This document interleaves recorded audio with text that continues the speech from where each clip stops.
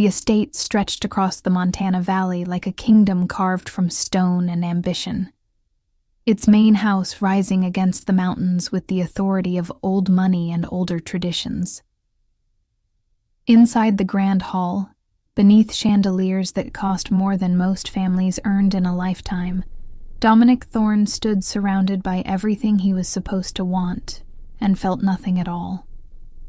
The gathering around him sparkled with designer gowns and carefully practiced laughter, a constellation of beauty and calculation that had become the soundtrack of his existence.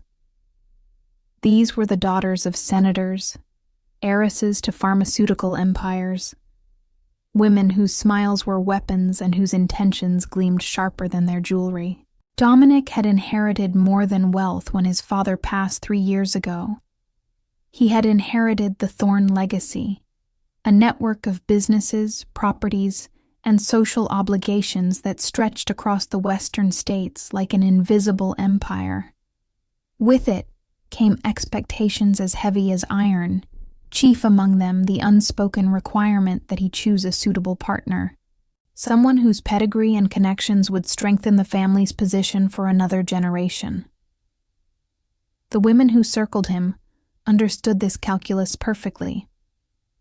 They spoke of charity galas and political connections, of family names that opened doors and bank accounts that never closed.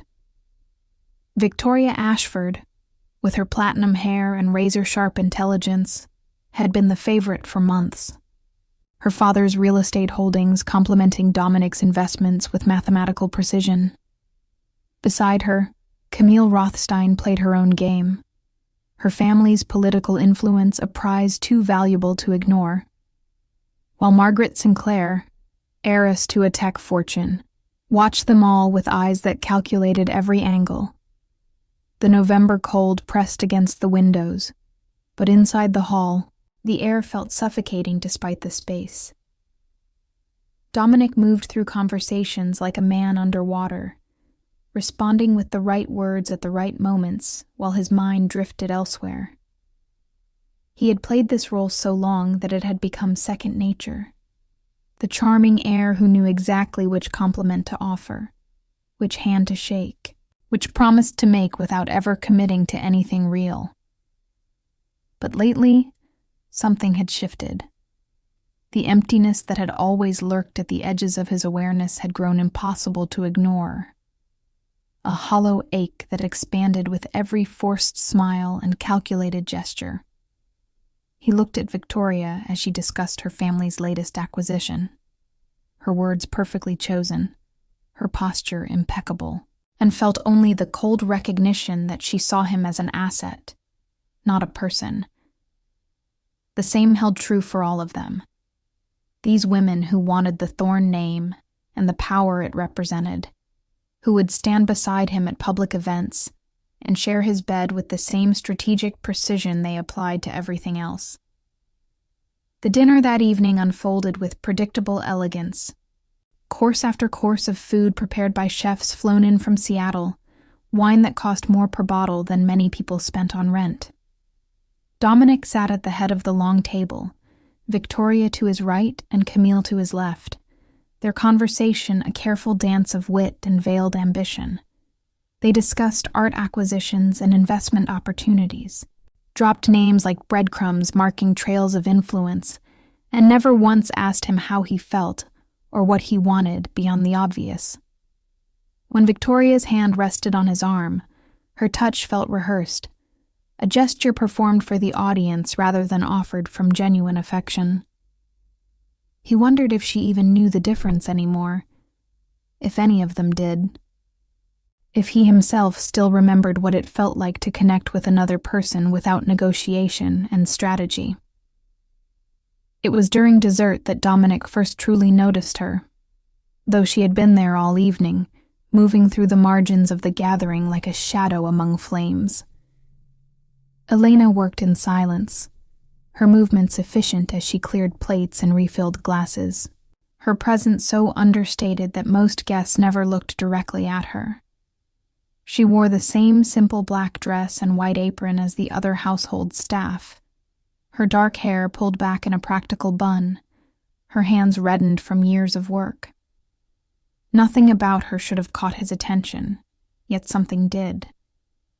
Perhaps it was the way she moved, with a quiet dignity that needed no audience, or the brief moment when their eyes met as she reached past him to collect a plate, and he saw in her expression something he had not seen in months.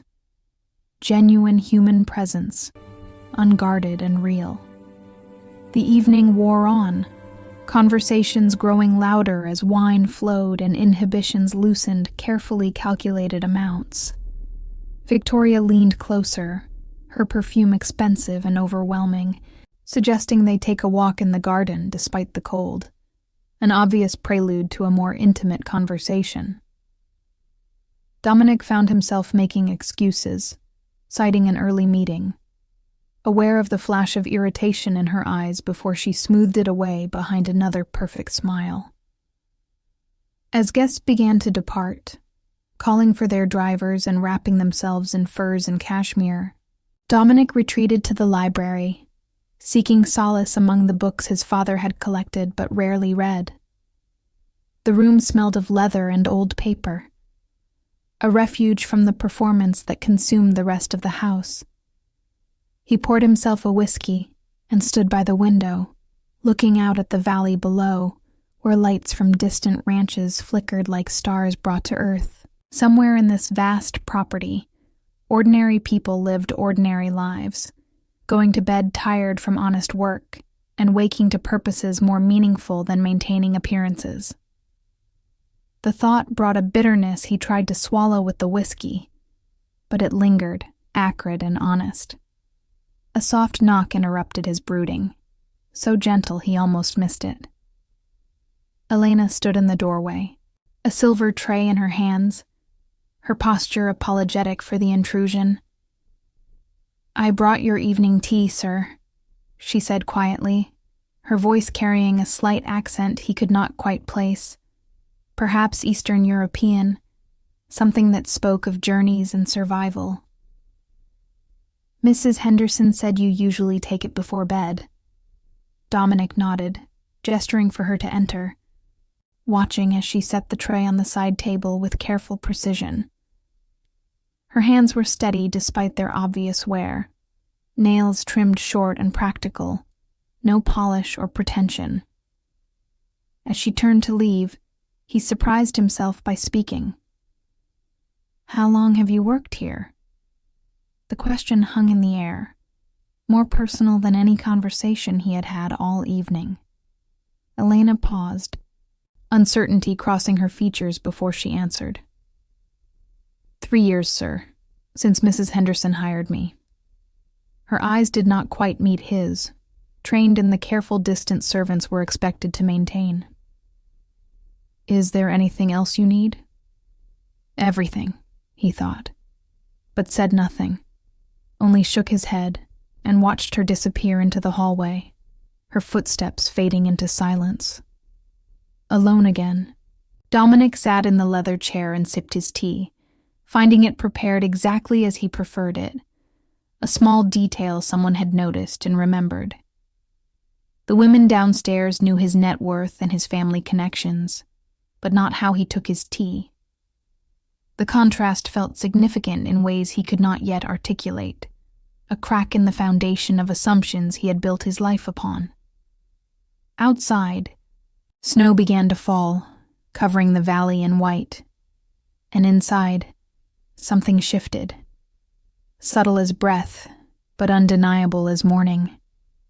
The Montana winter settled over the estate with a silence that magnified every sound, every breath visible in the frozen air, every footstep crunching across fresh snow.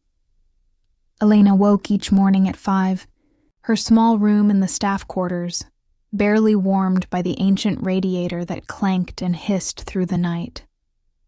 She dressed quickly in the darkness, pulling on layers against the cold that seeped through the walls, and descended the narrow back staircase that servants used, the one hidden behind panels and doors that allowed the household staff to move through the mansion like ghosts, present but unseen.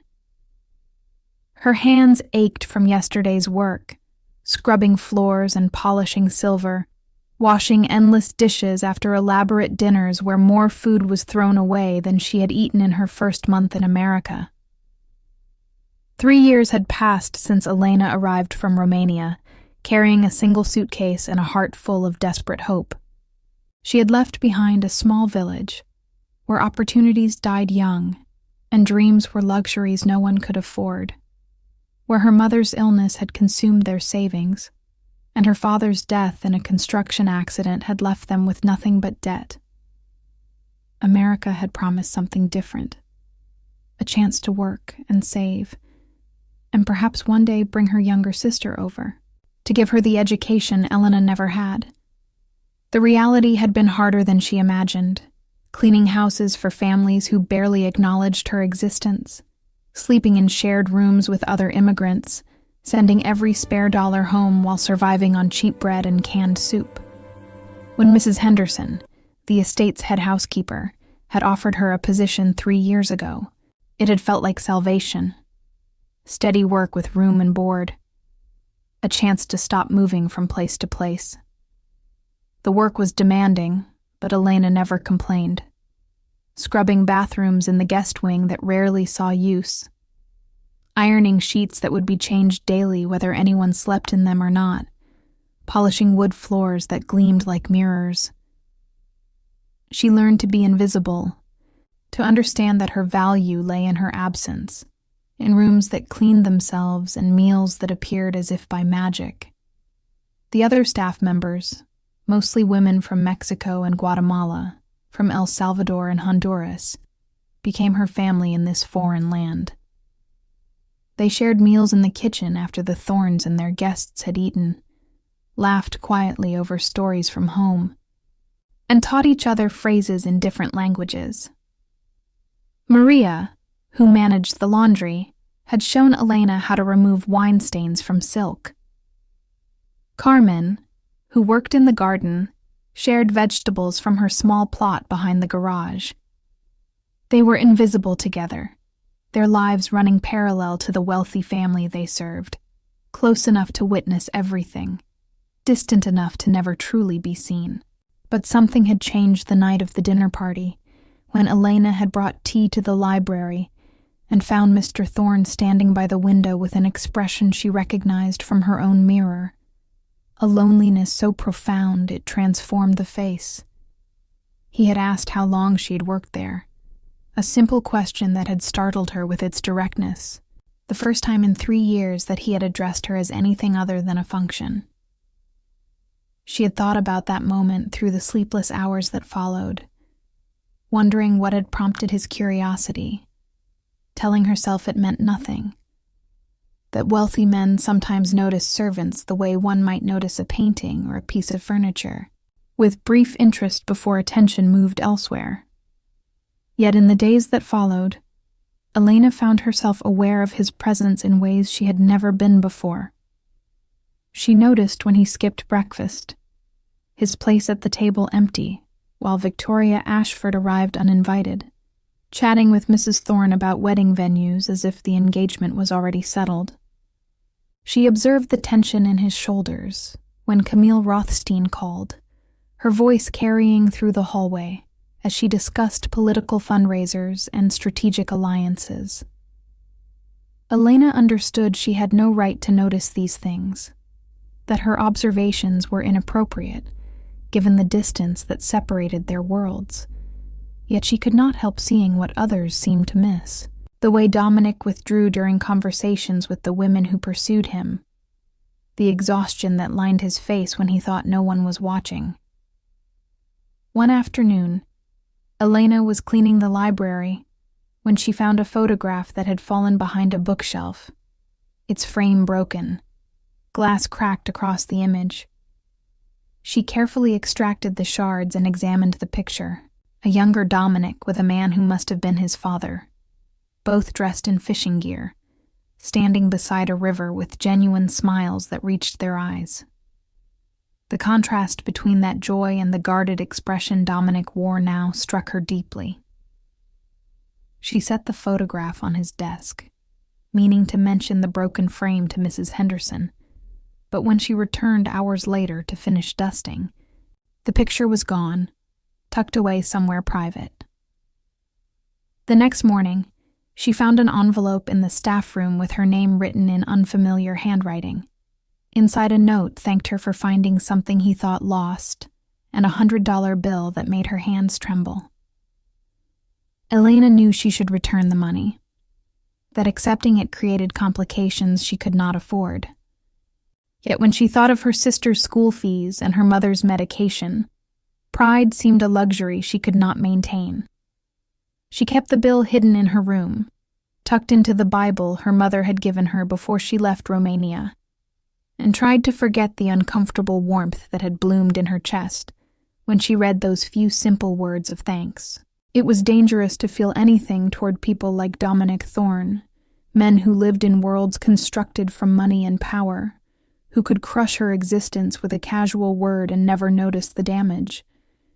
Elena had learned early that survival meant keeping her head down, her expectations low, her heart carefully guarded against hope.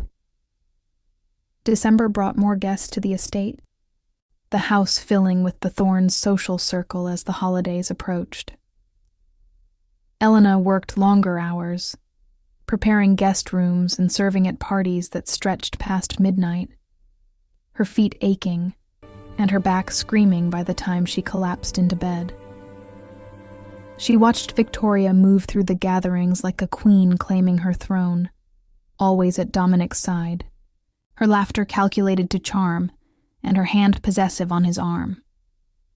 The other women circled like birds of prey, beautiful and dangerous, their designer dresses costing more than Elena would earn in years. They spoke of skiing in Aspen and villas in Tuscany, of charity work that provided tax deductions and social standing, of everything except the things that made life meaningful, love and sacrifice, and the quiet dignity of honest work. One evening, as Elena cleared glasses from the drawing room after yet another gathering, she overheard a conversation that made her pause unseen in the doorway. Victoria and Camille stood by the fireplace, their voices low but clear, discussing Dominic with the clinical precision of investors analyzing an acquisition. Victoria mentioned his reluctance to commit, Camille suggested strategic pressure through his mother, and both agreed that whoever secured him first would need to move quickly before another contender emerged. They spoke of marriage as a business merger, of children as heirs to consolidate holdings, of love as a weakness that interfered with practical decisions. Elena felt sick listening to them, understanding that for all their beauty and education, these women saw Dominic as nothing more than a prize to be won, a means to greater wealth and influence. She finished her work in silence and retreated to the kitchen where Maria was preparing tomorrow's bread, the familiar smell of yeast and flour, a comfort against the coldness of what she had witnessed. Maria looked up from her kneading and smiled, reading something in Elena's expression. "You are thinking too much," she said gently in Spanish, her hands never stopping their rhythmic work. "Thinking about things that are not for us." Elena nodded, knowing Maria was right, that the dramas of the wealthy were not her concern, that her role was to serve and survive and save enough money to build a different future. But as she climbed the stairs to her small room that night, she could not shake the image of Dominic standing alone by the window, surrounded by people who wanted everything from him except the truth. And she wondered if loneliness felt the same whether you wore silk or secondhand cotton, whether money could insulate you from the ache of being truly unseen. January arrived with temperatures that dropped below zero, the kind of cold that turned breath to ice and made the Montana landscape look carved from diamond and steel. The estate's central heating worked overtime, radiators hissing and pipes groaning, but nothing could completely chase away the chill that seemed to seep through stone and wood. Elena moved through her duties with mechanical precision, her body present while her mind wandered to places it should not go. replaying moments that meant nothing yet somehow felt significant. She told herself she was being foolish, that the brief interactions with Dominic were merely coincidence, that his kindness was the casual benevolence wealthy people sometimes showed toward those who served them. Yet she could not explain why her heart quickened when she heard his voice in the hallway, why she found herself hoping for another accidental encounter, another glimpse of the man beneath the carefully maintained facade. The morning everything changed began ordinarily enough. Elena was preparing the breakfast room, setting out silver and china for the family meal, when Mrs. Thorne swept in with Victoria Ashford, both women dressed for some event, their conversation revolving around wedding invitations and seating arrangements. Elena kept her eyes down, focusing on her work, but Mrs. Thorne's sharp voice cut through her concentration. "The girl is too slow," she said to Victoria, as if Elena were not present, as if she were furniture or decoration rather than a person. "I've told Henderson we need more efficient staff. These immigrants, they work hard, but they lack refinement." The words stung more than they should have, each syllable a reminder of Elena's place, of the unbridgeable distance between those who served and those who were served. Victoria laughed, a sound like breaking glass. "At least she's quiet. The last girl my mother hired never stopped chattering." They moved on, discussing the merits of different caterers, leaving Elena standing alone with burning cheeks and trembling hands. She finished setting the table and retreated to the kitchen, where Carmen found her fighting tears she refused to shed. "Do not let them see they hurt you," Carmen whispered, squeezing Elena's shoulder with rough, work-worn hands. "This is how they keep us small, by making us believe we are less. But we are not less. We are just different, and different is not wrong." Elena nodded, wiping her eyes quickly, grateful for Carmen's wisdom and kindness. She carried that strength with her through the rest of the morning, through serving a lunch where Victoria held court as if she already owned the place, through polishing mirrors in rooms where her own reflection looked back at her like a ghost. She was cleaning the upstairs hallway when she heard raised voices from Dominic's study, the door slightly ajar, Victoria's sharp tone cutting through the air like a blade. Elena knew she should move away.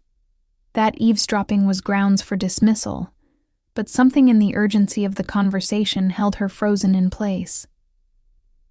"You're being ridiculous, Dominic," Victoria said, her voice tight with frustration. "My father has offered us the Connecticut property as a wedding gift. The merger between our families would triple your real estate portfolio.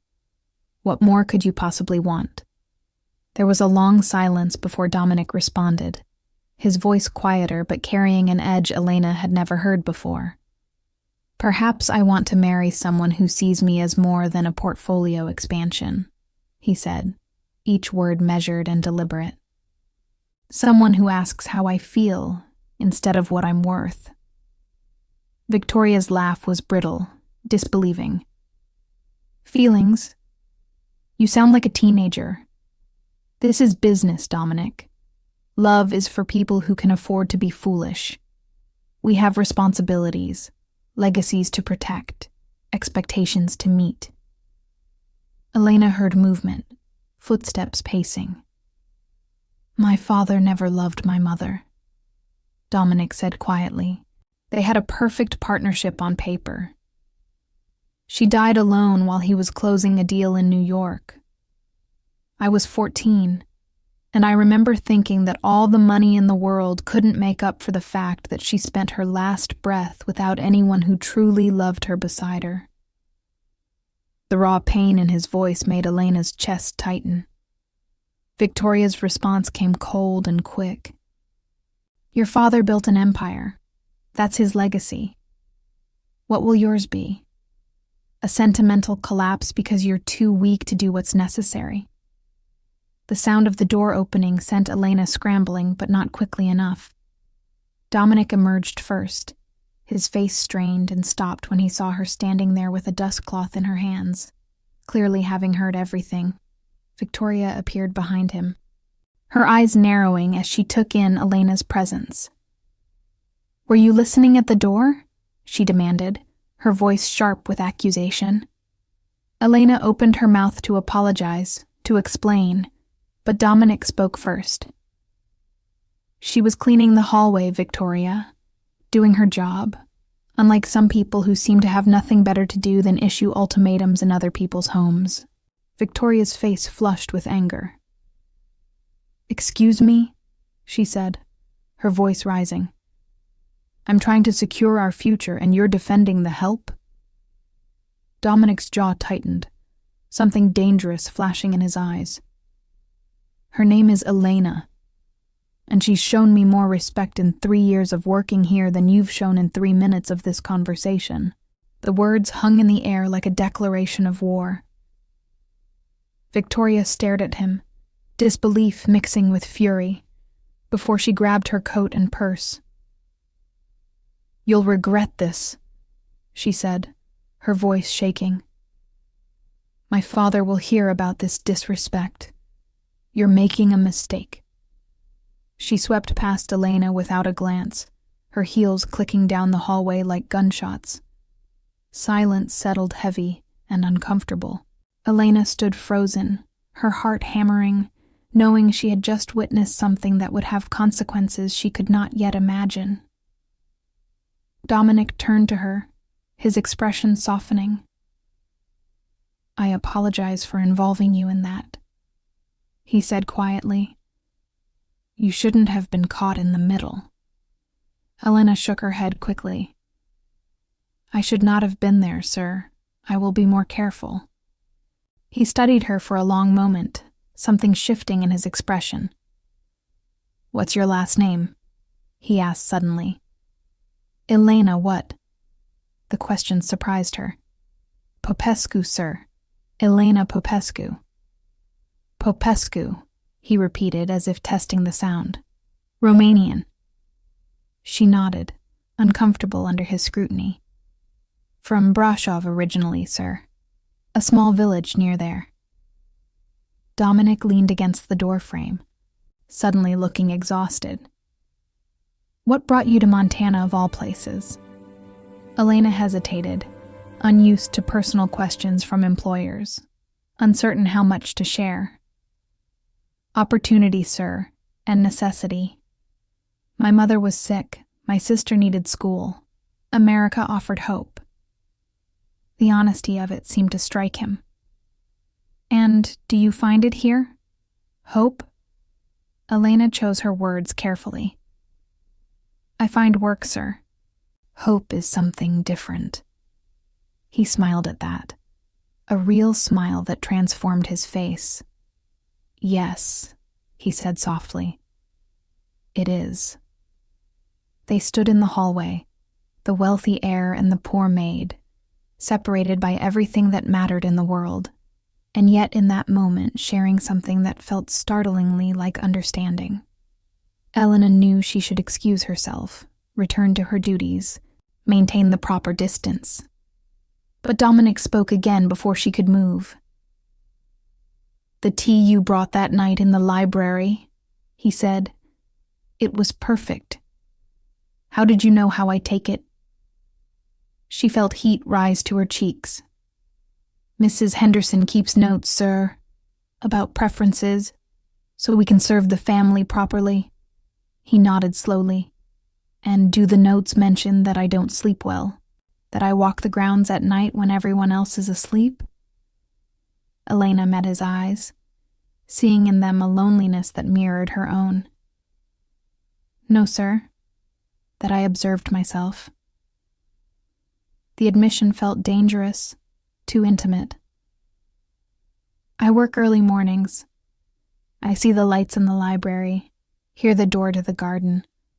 I thought perhaps you found peace in the quiet." Dominic's expression shifted, something vulnerable breaking through the careful control. "I find truth in the quiet," he said. Everything else is performance. But you understand that, don't you? The difference between what we show the world and what we are. Elena did understand, perhaps too well, the way survival required wearing masks. Becoming what others expected while hiding your authentic self, so deep you sometimes forgot it existed. She nodded, unable to trust her voice. Dominic straightened, seeming to return to himself, to the boundaries that separated their worlds. "Thank you, Elena," he said formally, "for your discretion today, and for the tea that night. Small kindnesses matter more than people realize." She curtsied slightly, an automatic gesture. "Of course, sir." As she turned to leave, his voice stopped her once more. "Elena?" She looked back. "You were right to observe that I find peace in the quiet. But I think what I've really been searching for is honesty. Something real in a world that trades in pretense." The weight of his words settled over her, their meaning both clear and impossible. Elena nodded once and retreated down the hallway, her legs unsteady, her heart racing with emotions she could not name and dared not examine. That evening, word spread through the staff quarters that Victoria Ashford had left the estate in a fury, her car tearing down the driveway fast enough to spray snow and gravel. Maria pulled Elena aside in the kitchen. "What happened?" she asked, eyes wide with concern. Elena recounted the confrontation, watching Maria's expression shift from worry to something close to fear. "This is dangerous," Maria whispered. "Men like Mr. Thorne, they do not defend servants against their own kind, not without consequences. Victoria Ashford will make trouble for you, for all of us." Elena knew Maria was right, that she had inadvertently become a piece in a game she did not understand, a pawn that could be sacrificed without hesitation. Yet as she lay in bed that night, staring at the ceiling while wind howled outside her window, Elena could not regret the strange connection that had formed in that hallway, the moment when two people from opposite worlds had looked at each other and recognized something fundamental and true. She thought of Dominic's question about hope, about her careful answer that separated work from something deeper. In Romania, hope had been a luxury she could not afford. In America, it had been replaced by determination, by the grinding necessity of survival. But lying there in the darkness, Elena felt something dangerous blooming in her chest, a possibility she knew she should crush before it took root. She whispered a prayer in Romanian, asking for strength and wisdom, for protection against her own foolish heart. Outside, snow continued to fall, covering the Montana Valley in silence, and somewhere in the vast estate, another person lay awake in the darkness, thinking about unexpected conversations and the dangerous territory between what should be and what might be possible, if only the world were different than it was. February arrived with a thaw that turned the estate grounds into a landscape of mud and melting snow, the mountains still white-capped in the distance, but the valley surrendering to the promise of spring. The change in weather brought no warmth to the atmosphere inside the mansion, where tensions had been building since Victoria's departure. Mrs. Thorne moved through the house with pursed lips and sharp comments, her displeasure obvious to everyone. She cornered Dominic repeatedly, her voice carrying through closed doors as she lectured about reputation and responsibility, about the Ashford family's influence and the opportunities he was throwing away. Camille Rothstein had increased her visits, appearing for lunch and staying through dinner. Her father's political connections wielded like weapons in conversations that felt more like negotiations than social calls. Elena kept her head down, hyper-aware that she had somehow become entangled in matters far beyond her understanding or control. The other wealthy women who frequented the estate watched her now with calculating eyes. their previous indifference replaced by something colder and more dangerous. Margaret Sinclair, the tech heiress, made pointed comments about the quality of service whenever Elena was within earshot, finding fault with every detail, demanding tasks be repeated until her hands bled from harsh cleaning chemicals. Camille was more subtle, but no less cruel, leaving expensive items carelessly placed where they might be damaged, then expressing concern about the trustworthiness of the staff when questioned. The pressure was systematic and deliberate, designed to break Elena or force her dismissal, to remove what they perceived as an obstacle to their plans. Mrs. Henderson, the head housekeeper, called Elena into her office one morning, her weathered face creased with worry. She had worked for the Thorne family for 30 years, had raised Dominic alongside his parents, and carried a loyalty that ran deep as bedrock. "I don't know what happened between you and Mr. Thorne," she said quietly, closing the door for privacy. "But there are people in this house who want you gone. Mrs. Thorne has suggested I find reasons to let you go. She hasn't given direct orders yet, but the pressure is building." Elena felt her stomach drop, recognizing the precarious position she occupied. "I have done nothing wrong," she said, hearing the desperation in her own voice. "I work hard. I follow every rule." Mrs. Henderson nodded sadly. "I know you do. But sometimes hard work isn't enough when powerful people want something different. I'm trying to protect you, but my influence only goes so far." She paused, studying Elena with kind but serious eyes.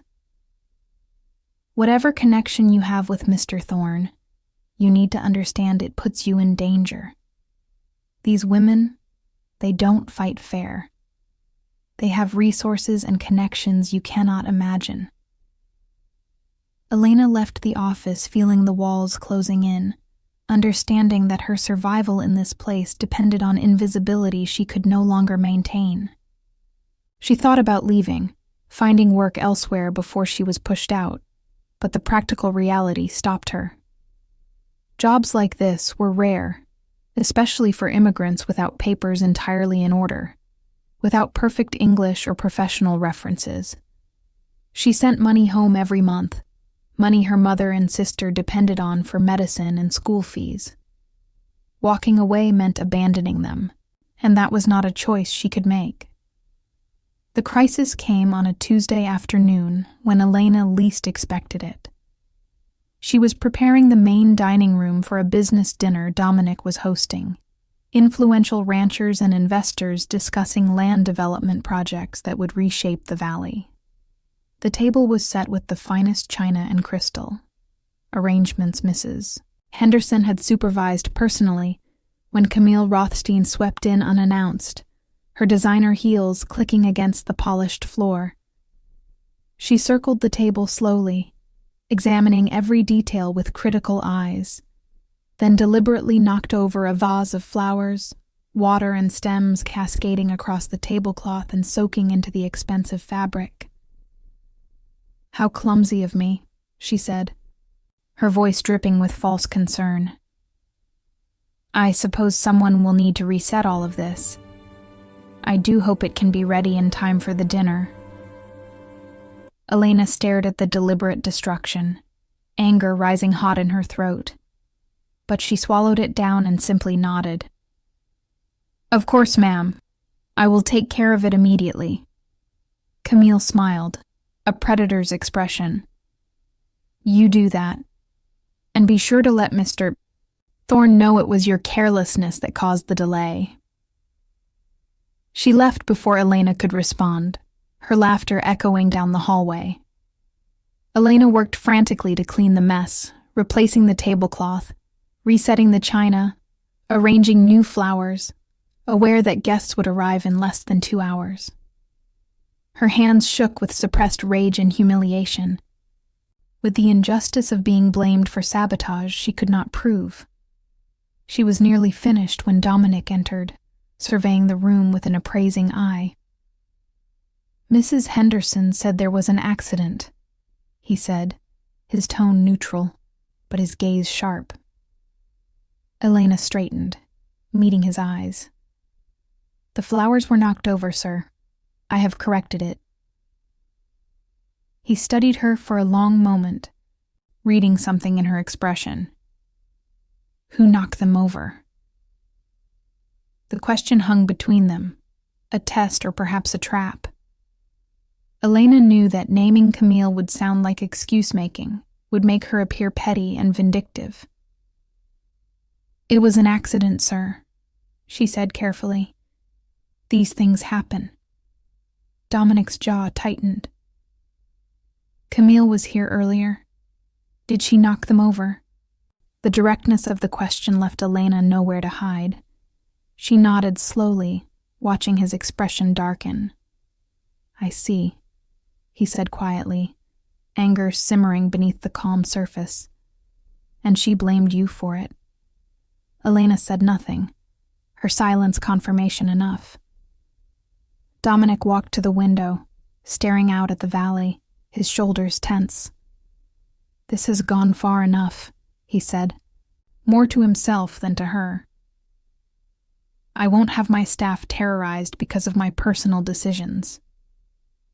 He turned back to her, something resolute in his face. Elena, I need to know something, and I need you to be completely honest with me. Are you afraid here? Do these women make you feel unsafe? The question broke through Elena's careful defenses, the concern in his voice touching something raw and unprotected. I am always a little afraid, sir, she admitted, the truth escaping before she could stop it. Not just here, but everywhere in this country. I am afraid of being sent home, of losing my job, of saying the wrong thing or being in the wrong place. But yes, lately the fear is worse. I feel watched and judged, and found wanting in ways I cannot control or change. The confession hung between them, more intimate than any physical touch, a vulnerability she had never shown anyone in this cold, beautiful place. Dominic moved closer, his presence overwhelming in the formal dining room. I'm going to tell you something that may sound impossible, he said, his voice low and intense. But I need you to hear it and believe it. You are not less than these women. Your worth is not determined by your bank account or your family name. You work harder, care deeper, and understand things they never will, because you've lived through struggle they cannot imagine. Elena felt tears threatening, blinked them back furiously. Pretty words do not change reality. Sir, she said, her voice barely steady. I am a servant. They are guests in your world. That is the truth that matters. What if I'm tired of that truth? Dominic said, and something in his tone made Elena's heart stop. What if I want to change it? Before she could respond, voices echoed from the hallway, guests arriving early, and the moment shattered. Dominic straightened, his public mask sliding back into place.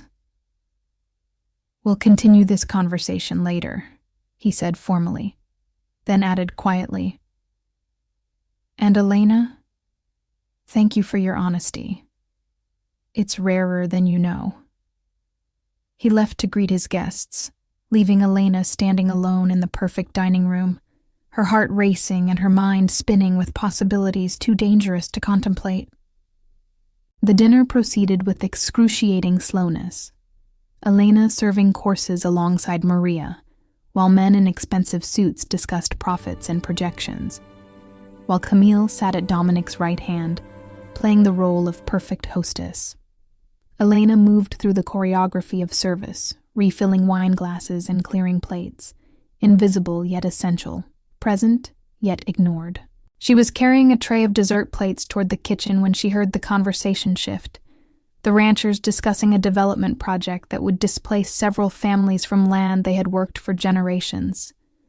The numbers were astronomical, the profits considerable, the human cost dismissed as necessary progress.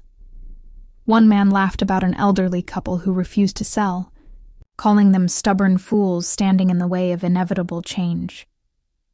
Elena paused in the doorway, the tray heavy in her hands, listening as they planned to pressure these families through legal maneuvering and financial stress, to make their lives difficult until they had no choice but to surrender. She thought of her own village in Romania, of families pushed from homes their ancestors had built, of the powerlessness that came from having no voice against those with money and influence. The injustice of it burned in her chest, and before she could stop herself, she was moving back into the dining room, setting down the tray with more force than intended, the sound cutting through the conversation. Every head turned toward her, surprise and irritation on wealthy faces unused to interruption from servants. "Forgive me," Elena said, her voice shaking but determined. "But I could not help hearing your discussion. Those families you speak of, they have rights. They have histories on that land, children raised there, loved ones buried there. Money cannot replace what you take from them." The silence that followed was absolute, shock rippling through the room. Camille's face flushed with fury. "How dare you?" she hissed. "Who do you think you are, interrupting your betters?" But Dominic was staring at Elena with an expression she could not read, something between amazement and recognition. And when he spoke, his voice carried authority that silenced everyone else. "She's someone who understands that progress without conscience is just greed with better marketing," he said slowly, his eyes never leaving Elena's face. "And she's right. We don't have to destroy these families to develop this land. There are other options, better options, if we're willing to prioritize people over maximum profit." The ranchers exchanged uncomfortable glances, clearly displeased with this unexpected development. One cleared his throat. "Dominic, perhaps we should discuss this privately, without the staff present." Dominic stood, his decision made. "Actually, I think this conversation is over for tonight. Gentlemen, I'll have my lawyers draw up alternative proposals that protect the existing families. If that's not acceptable to you, I'm sure you can find other partners." The dismissal was clear, the power play unmistakable.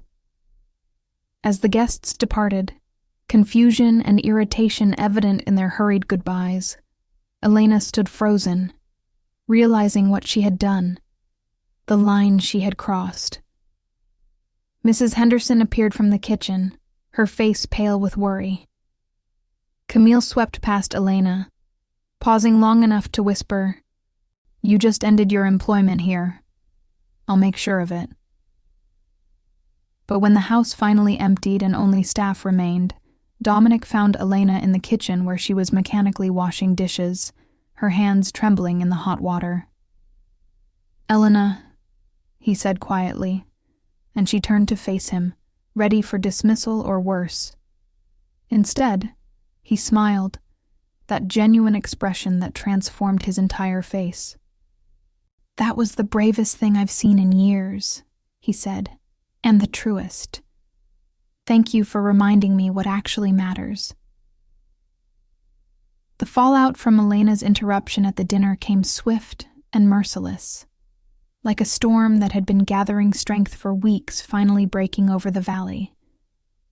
By morning, Mrs. Thorne had summoned Mrs. Henderson to her private sitting room, her voice carrying through the closed door, loud enough that passing staff could hear every venomous word. The household help were not permitted opinions, certainly not ones that contradicted or embarrassed their employers in front of important guests, and Elena's outburst was grounds for immediate dismissal. Mrs. Henderson emerged pale and shaken, finding Elena in the laundry room, where she had taken refuge among the clean sheets and the mechanical comfort of folding. "Mrs. Thorne wants you gone by end of day," Mrs. Henderson said, her voice heavy with regret and helplessness. I argued for you. Told her you've been exemplary for 3 years, but she won't hear it. She says you've overstepped unforgivably, that you've become too familiar and forgotten your place. Elena felt the words like physical blows, each one confirming what she had known the moment she opened her mouth at that dinner, that speaking truth to power came with consequences she could not afford. She thought of her mother waiting for money that would not arrive, of her sister's school fees coming due, of the return to desperate job hunting and shared rooms with strangers, of starting over in a country that had never felt like home. I understand, Elena said quietly, her voice steady despite the panic clawing at her chest. I will pack my things. Mrs. Henderson reached out, squeezing Elena's shoulder with genuine affection. I'm sorry, she whispered. You deserved better than this. If you need a reference, come to me directly. I'll write you the best one I can without crossing Mrs. Thorne. Elena nodded, grateful for small mercies, and retreated to her room where 3 years of life in America fit into the same battered suitcase she had arrived with. Her possessions few and practical, nothing wasted on sentiment or comfort. She was folding her work uniforms when Maria appeared in the doorway, tears streaming down her weathered face. This is wrong, Maria said, her English thick with emotion. You spoke truth. Since when is truth a crime? Elena embraced her friend, this woman who had taught her how to survive in a foreign land, how to navigate the invisible rules that govern their existence. Truth is only valued when it serves the powerful, Elena said softly. When it challenges them, it becomes dangerous. I knew the risk. Carmen arrived moments later, then Rosa from the kitchen, and soon Elena's small room was filled with the women who had become her family, each offering what they could, money they could not spare, contact information for possible jobs, promises to pray and remember. Their solidarity meant everything. These women who understood what it cost to be invisible, to swallow injustice daily, to survive in the margins of other people's wealth. Elena was carrying her suitcase down the back staircase when she encountered Dominic in the hallway, clearly waiting for her, his expression stormy with barely contained anger. Where are you going? He demanded, though the suitcase made the answer obvious. Elena set down her burden, maintaining the proper distance even now. Your mother has dismissed me, sir. I am leaving as requested. Dominic's jaw tightened, something dangerous flashing in his eyes. No, he said flatly. You're not. Elena stared at him, confused by the certainty in his voice.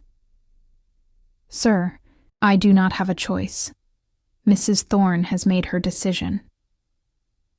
And I'm making mine, Dominic said, his voice carrying an authority that reminded Elena he was not just his mother's son, but the actual owner of this estate, the head of the family business, a man whose word carried weight when he chose to use it.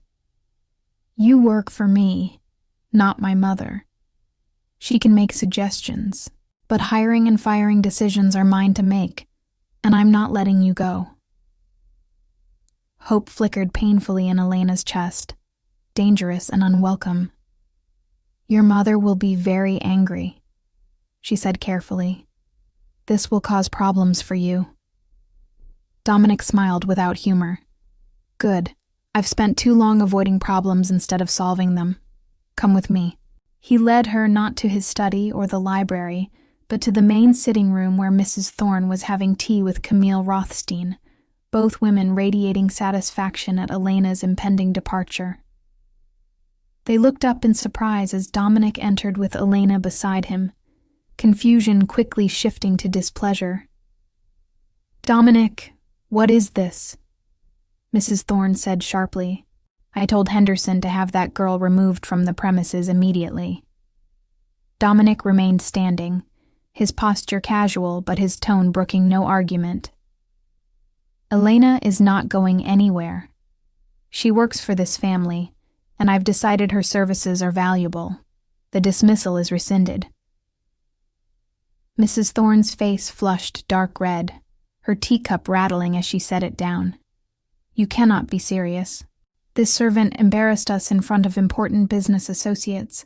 She spoke out of turn, offered opinions no one requested, and showed complete disrespect for her position. Dominic crossed his arms, his expression hardening. She offered perspective that prevented me from making a short-sighted decision that would have hurt innocent people. The ranchers wanted to forcibly displace families from their land for maximum profit. Elena reminded me that we have options that don't require cruelty. I'm grateful she did. Camille leaned forward, her voice dripping with condescension. Dominic, you're being naive. These are business decisions, not charity work. You can't let emotional appeals from the help cloud your judgment. Something in Dominic's expression shifted, became colder and more distant. My judgment has never been clearer. What's clouding it is being surrounded by people who value profit over humanity, who see other human beings as obstacles or opportunities rather than individuals deserving of dignity and respect. He turned to Elena, his voice softening. Go unpack your things. Report to Mrs. Henderson tomorrow morning as usual. This matter is closed. Elena wanted to protest, to explain that staying would only make things worse, but the determination in his eyes stopped her. She nodded once and retreated quickly, hearing the explosion of argument behind her as Mrs. Thorne's fury erupted. That evening, the entire household staff buzzed with the story, whispered conversations in hallways and corners about Mr. Thorne defending a maid against his own mother, about lines being crossed and territories being claimed. Maria pulled Elena aside in the kitchen, her expression worried. This is bigger than you understand, she said urgently. He is not just protecting your job. He is making a statement, choosing sides. The rich women will see this as war. She was right. Over the following days, the atmosphere in the estate became poisonous with tension and unspoken hostility. Mrs. Thorne barely spoke to her son, her disappointment evident in every rigid line of her posture. Camille increased her visits, bringing Margaret Sinclair and other women from their social circle, a united front designed to pressure Dominic back into acceptable behavior. They organized events and dinners, always making sure Elena was assigned to serve, their comments pointed and cruel, their treatment designed to humiliate and break her. They discussed wedding plans in her presence, speculated about which of them would ultimately claim Dominic, and laughed about servants who forgot their place and needed to be reminded of reality. Elena endured it all with silent dignity, performing her duties flawlessly while her heart ached with the impossibility of her situation. She was grateful to Dominic for defending her, but his protection came at a cost she feared he did not fully understand. Every day she remained created more complications, deepened the divide between him and his family, made the eventual reckoning more painful. She tried to stay invisible, to give no further cause for complaint, but invisibility was no longer possible. She had been seen, and being seen by someone like Dominic Thorne meant being targeted by everyone else. Late one night, unable to sleep, Elena ventured down to the kitchen for tea and found Dominic already there, sitting in the darkness with only moonlight illuminating his face. He looked exhausted, older than his years, carrying burdens that wealth could not lighten. "I'm sorry," Elena said softly, startling him. "I should not have spoken at that dinner. I have caused you trouble." Dominic shook his head, gesturing for her to join him at the small staff table, an invitation that crossed every boundary of propriety. You saved me from making a mistake I would have regretted. The trouble was already there, Elena. You just made it visible." They sat in silence for a long moment, the darkness providing cover for honesty that daylight would not permit. "Why did you really defend me?" Elena asked finally, needing to understand, to know if this was kindness or something more dangerous. Dominic considered the question carefully, his answer when it came weighted with significance. "Because in a house full of people telling me what I should want, you're the only one who sees who I actually am. Because your courage reminded me that comfort and safety are not the same as living. Because when I look at you, I see someone who knows the price of survival and pays it daily without complaint or bitterness. And that humbles me." Elena's breath caught, the admission hanging between them like a confession. "You cannot mean that," she whispered, though her heart was racing. "We are from different worlds, sir. What you feel is loneliness, not connection. It will pass." Dominic reached across the table, his hand hovering near hers without quite touching. The space between them, electric with possibility and danger. "Don't tell me what I feel," he said gently but firmly. "I've spent my entire life being told what to feel, what to want, who to become. You're the first person who's ever made me feel like myself, like the man I might have been if I'd been brave enough to choose my own path." "This path leads nowhere good," Elena said, even as her hand moved fractionally closer to his, drawn by forces stronger than common sense. "Your family will never accept me. Your world will destroy us both." Dominic smiled sadly, finally closing the distance and taking her hand, his touch sending warmth through her entire body. "Then perhaps it's time to build a different world, one where worth isn't measured in bank accounts and connections, where two people who see each other truly can choose each other freely." The words were beautiful and impossible, a dream too fragile to survive contact with reality. But sitting there in the darkness of the kitchen, Elena let herself believe for just a moment that maybe, impossibly, dreams could become real if you were brave enough to fight for them. Outside, the Montana night stretched vast and cold. But inside, two people held hands across a table and imagined futures that defied every rule they had ever learned. And in that imagining, something powerful took root. Something that would not be easily dismissed or destroyed.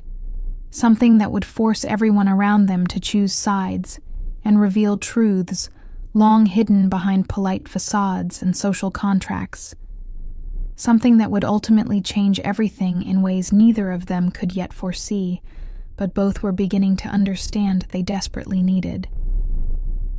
March arrived with unexpected warmth, the valley awakening from winter's grip as wildflowers pushed through thawing earth and the rivers ran high with snowmelt. The estate prepared for its annual spring gala, an event that drew Montana's elite from across the state, politicians and ranchers, business moguls and old money families gathering under the Thorn roof to see and be seen, to forge alliances and display wealth. Mrs. Thorn threw herself into preparations with manic energy, determined that this year's gathering would be the most impressive yet, a statement of the family's enduring power and prestige. She had not spoken directly to Dominic in weeks, communicating only through terse notes and instructions delivered by staff. Her disappointment in his choices evident in every cold interaction. The guest list read like a directory of Western wealth and influence. Over 200 people expected to fill the mansion's ballrooms and gardens, and among them would be Victoria Ashford and her father, Camille Rothstein with her political family, Margaret Sinclair representing new technology money. Mrs. Thorne had orchestrated their attendance carefully, staging what she clearly hoped would be a reconciliation, a public recommitment to appropriate expectations. The pressure on Dominic had intensified daily, arguments with his mother escalating into shouting matches about duty and legacy, about the responsibilities that came with the Thorne name and fortune. He had listened to it all with growing frustration, feeling the walls of expectation closing in, understanding that this gala represented a crossroads from which there would be no easy return. Elena worked alongside the expanded staff hired for the event, transforming the estate into something from a magazine spread, flowers and lights and elegance designed to dazzle and impress. She moved through preparations with practiced efficiency, but her heart carried a heaviness she could not shake.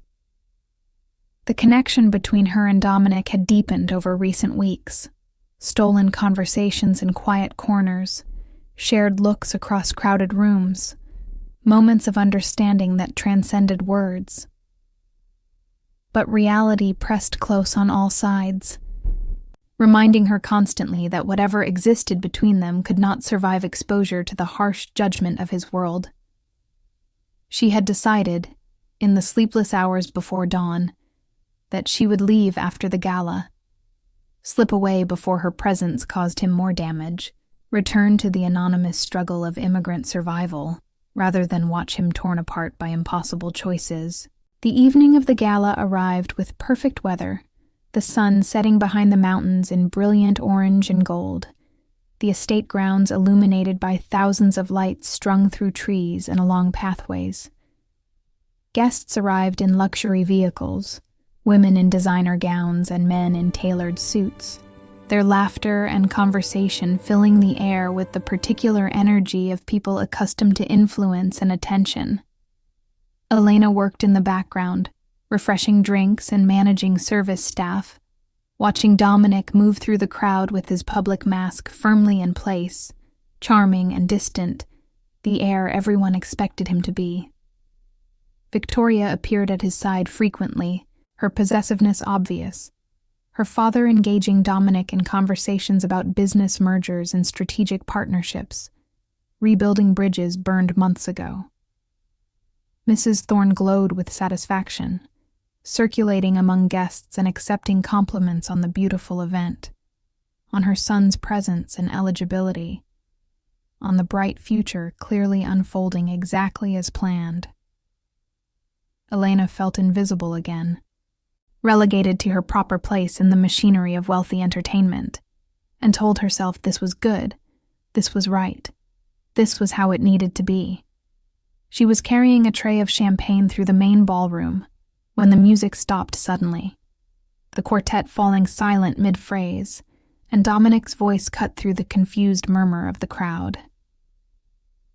"Ladies and gentlemen, if I could have your attention, please." The authority in his tone commanded immediate silence.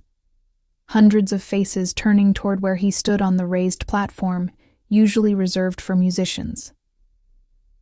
Elena's heart stopped, instinct telling her something momentous was unfolding, something that would change everything irrevocably. Dominic's gaze swept the room, pausing briefly on his mother's suspicious expression, on Victoria's confident smile, before finding Elena standing frozen at the ballroom's edge. "I asked you all here tonight under somewhat false pretenses," he began, his voice carrying clearly through the hushed space. "My mother believed this gathering would serve as an announcement of my engagement to Victoria Ashford, a union that makes perfect sense on paper, that combines fortunes and satisfies expectations built over generations." Victoria's smile widened, triumph evident in her posture. But Dominic continued, his words taking an unexpected turn. "But I've learned something crucial these past months. A life lived to satisfy others' expectations is not a life at all. It's a performance. And I'm done performing." Confusion rippled through the crowd, guests exchanging uncertain glances. Mrs. Thorne moved forward, attempting to intervene, but Dominic raised a hand, stopping her. "For 3 years, someone has worked in this house with more dedication, integrity, and quiet strength than anyone I've ever known. She's been invisible to most of you. Just another servant facilitating your comfort. But she saw me when no one else did. She offered honesty when everyone else offered flattery. She reminded me that wealth without conscience is worthless, that power without compassion is tyranny. Elena felt the weight of hundreds of eyes shifting toward her, recognition dawning on faces that had never truly looked at her before. She wanted to run, to disappear, but her feet remained rooted to the floor. Dominic descended from the platform, walking through the crowd that parted before him like water, his focus entirely on Elena as he crossed the ballroom. Elena Popescu came to this country with nothing but hope and determination. She works harder than anyone here has ever worked, sends money home to families she misses desperately, and maintains grace and dignity in circumstances that would break lesser people. She's taught me more about true nobility in stolen conversations than a lifetime of privilege ever did. He stopped in front of her, the entire gala audience watching with shock and fascination as the heir to the Thorn fortune addressed his housemaid as an equal. "I know this is unconventional," Dominic said, his voice softer now, but still carrying through the silent room. "I know it violates every rule this society holds sacred. But I'm asking you, in front of everyone who matters in my world, to stand beside me not as my employee, but as my partner, my equal, my choice." He extended his hand, an invitation and a revolution, a bridge between worlds that should never touch. Orchestrated narrative arc with character revelation and satisfying resolution. This is the crucial moment. Elena needs to respond, showing her fear but also her courage. Then I need to show the reactions, the shock, the outrage from some, perhaps surprising support from others. Then obstacles and challenges, but ultimately their triumph and a beautiful ending. I need to keep this around 1,200 words total for the chapter, so I have about 600 to 700 words left to wrap everything up beautifully. The silence stretched impossibly long, Elena's mind racing through consequences and impossibilities, through fear of what accepting would mean, and terror of what refusing would cost. She looked at his hand extended toward her, then at his face, where vulnerability and determination warred openly, and finally at the crowd where expressions ranged from outrage to fascination. Victoria's face had gone white with fury. Camille looked ready to launch protests. Margaret's calculated expression suggested she was already planning how to use this scandal. But in the crowd, Elena also saw faces she had not expected. Mrs. Henderson, with tears streaming down her weathered cheeks, nodding encouragement. Several older ranchers whose families Dominic had protected from displacement, their expressions approving. Even some younger guests whose eyes held something like admiration for the courage on display. Elena thought of her mother in Romania, who had taught her that dignity was not dependent on circumstance, of her sister who deserved to see that dreams could survive contact with reality, of every person who had ever felt invisible and unvalued. She thought of the nights she and Dominic had talked in darkness, sharing truths no one else heard, building something authentic from honest words and recognized souls.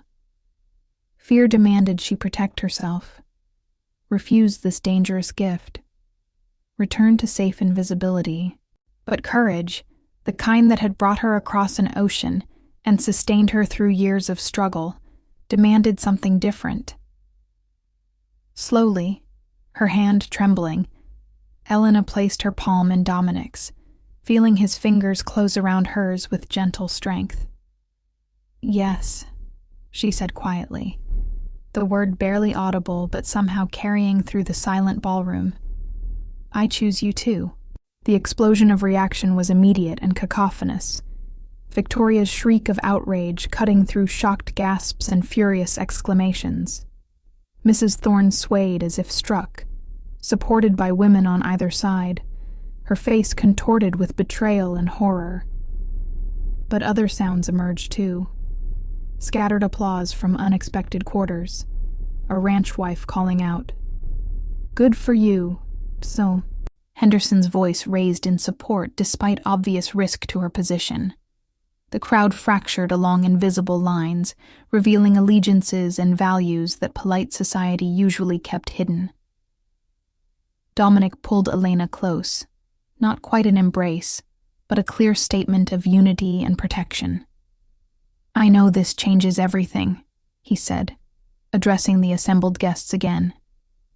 "I know some of you will never accept this choice, will withdraw your business and your friendship.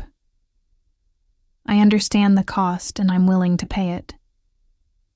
But I'm also hoping that some of you, perhaps more than I expect, understand that love and partnership built on genuine respect and shared values matter more than maintaining traditions that serve no one's happiness."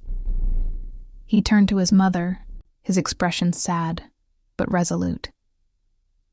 "Mother, I love you, and I'm grateful for everything you've given me. But I won't sacrifice my chance at authentic happiness to preserve appearances. I hope eventually you'll understand and accept that." Mrs. Thorne's response came cold and cutting. "You are throwing away everything your father built, everything our family represents, for a servant girl with nothing to offer but pretty words and false innocence." The cruelty in her voice made Elena flinch, but Dominic's hand tightened around hers. "She offers truth, Mother. Something I've rarely found in our circles. That's worth more than any merger or alliance." The confrontation hung in the air, mother and son locked in a battle of wills and values. Until finally Mrs. Thorne turned and swept from the ballroom, Victoria and Camille following in her wake, their departure signaling the social rupture everyone had feared. But the ballroom did not empty entirely. Many guests remained, curiosity and perhaps grudging respect keeping them present, wanting to see how this unprecedented drama would resolve. Older couples who had known Dominic since childhood approached cautiously, offering measured congratulations and asking to properly meet Elena, their questions probing, but not unkind. The ranch families whose land had been protected gathered around, their acceptance more immediate and heartfelt, recognizing that Dominic's choice reflected the same values that had saved their homes. Even some of the younger society members, perhaps tired of their own performative existence, expressed admiration for the courage to choose differently. The weeks that followed tested Elena and Dominic in ways neither had fully anticipated. Mrs. Thorne made good on her threats, withdrawing financial support and social backing, attempting to turn the family's business network against her son. Several major deals fell through as associates chose loyalty to the matriarch over relationship with the heir. Victoria's father launched legal challenges related to previous business agreements, seeking revenge for the public humiliation. The society pages filled with scandalous speculation, photographers camping outside the estate hoping to catch compromising images, opinion pieces debating whether Dominic's choice represented romantic idealism or mental instability requiring intervention. But resistance strengthened them rather than breaking their resolve. Dominic restructured his business relationships, finding partners who valued integrity over pedigree, building new networks based on merit rather than inherited privilege. Elena, with Mrs. Henderson's fierce support, began taking classes to improve her English and learn business management, preparing herself to stand beside Dominic as a genuine partner rather than an ornament. The other staff members, witnessing her elevation and his commitment, found their own voices strengthened, began speaking up about unfair treatment and demanding better conditions. Change rippled outward from that single act of defiant choice, touching lives neither Elena nor Dominic had known they could reach. Spring deepened into early summer, the valley bursting with life and color, and on a quiet morning without cameras or crowds, Dominic and Elena were married by a judge who had been the ranch hand's son decades ago, who understood that America's promise was supposed to be about merit and love, transcending circumstance. Maria and Carmen stood as witnesses, tears flowing freely, while Mrs. Henderson organized a simple reception in the estate's garden, where staff and new friends celebrated not in the ballroom where society performed, but in the sunshine where real life happened.